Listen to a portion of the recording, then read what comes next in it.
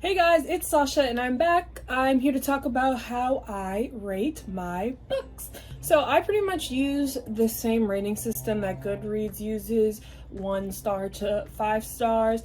And in my mind, 1 star to 5 stars can also correlate from 1 to 10 because if you think about it,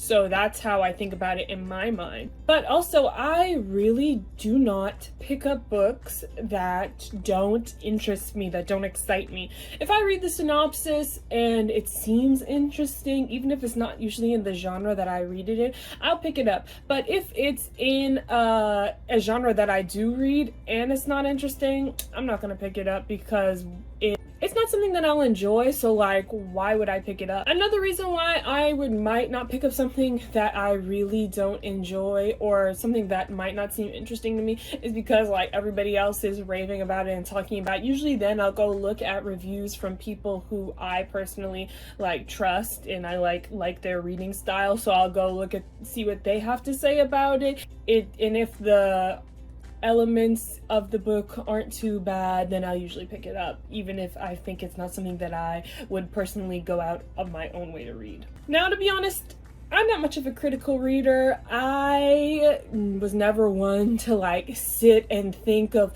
why was the writer like putting these themes in here, or what are they thinking about, or like when people make fun of English teachers for saying, oh, the blue drapes in the room represented depression or something like that. Like, that's not going to be me. Like, I mostly read for the enjoyment of it and to just de-stress. It really helps me get my mind off of like different things because I am really an uptight person. Yeah, so I really read for reading's sake, I guess.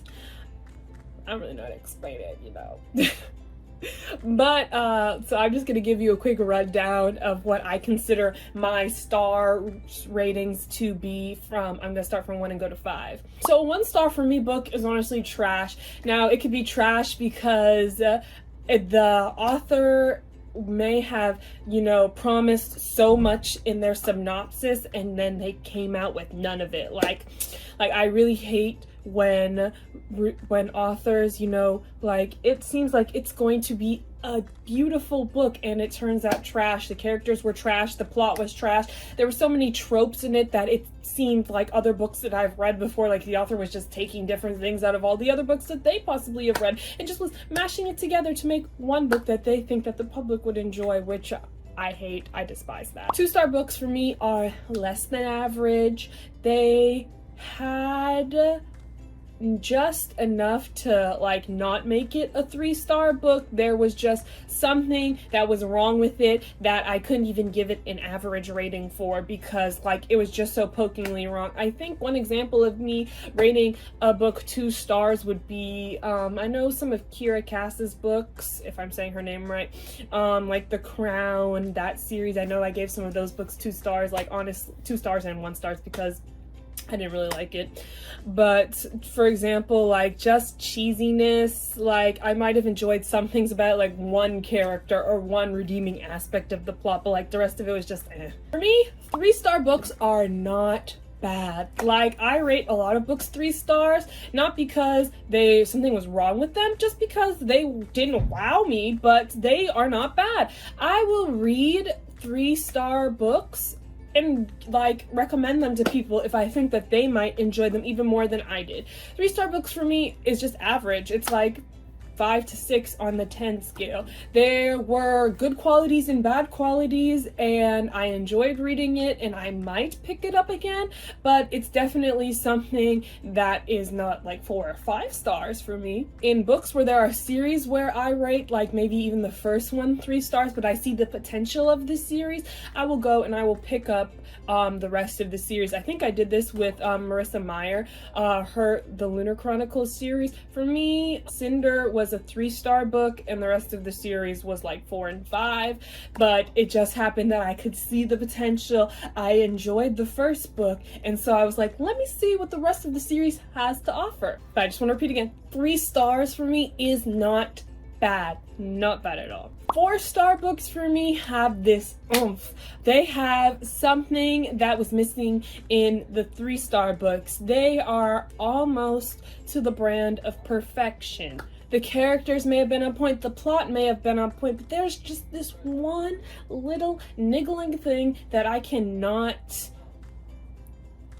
Sometimes I can't put my finger on it. In certain books I can put my finger on it, where it's like just this thing where I could not just rate it 5 stars because it was just rubbing me the wrong way, or there was like one little thing in there, like a trope, or like one character, like even the main character, or like all the side characters were bad but the main character and the plot were so good that it overshadowed everything. So there's just usually one little thing that makes it where I can't rate it 5 stars better than that. Like everything's smooth, everything's perfect. I would definitely recommend it to anyone. 5-star books. Can we give it up for all the 5-star books? Now, I find it hilarious that some people's 5-star books can just be other people's 1-star books. And I think it's just so amazing that everybody can enjoy and hate different things at the same time. 5-star books for me are like perfection. It's things that I adore. There was nothing that I could see that was like totally blaringly wrong to me. It has everything that makes me smile, and if I finish a book and I cannot stop thinking about it, I can't stop thinking about the characters, the world, the plot, I will usually rate it at least 4 stars, but usually 5 stars. So I forgot to mention something in my video, and yeah, you get stuck with regular Sasha. But anyway, I was also going to mention that in 5-star books, when I can't stop thinking about it and like it makes me not want to pick up another book because I still want to be immersed in the world, that's usually for me a clear indication of how much I loved the book, because I tend to move from book to book pretty quickly. Now, as I said before, I'm not like a super critical reader unless it comes to history books. In my opinion, a lot of historical nonfiction or like biography books I will read with more of a critical eye, but fiction books you won't really see me doing that. Classics you might not catch me doing that as much. So that's all for now. I just want to remind y'all are very special and God loves you very much. Bye.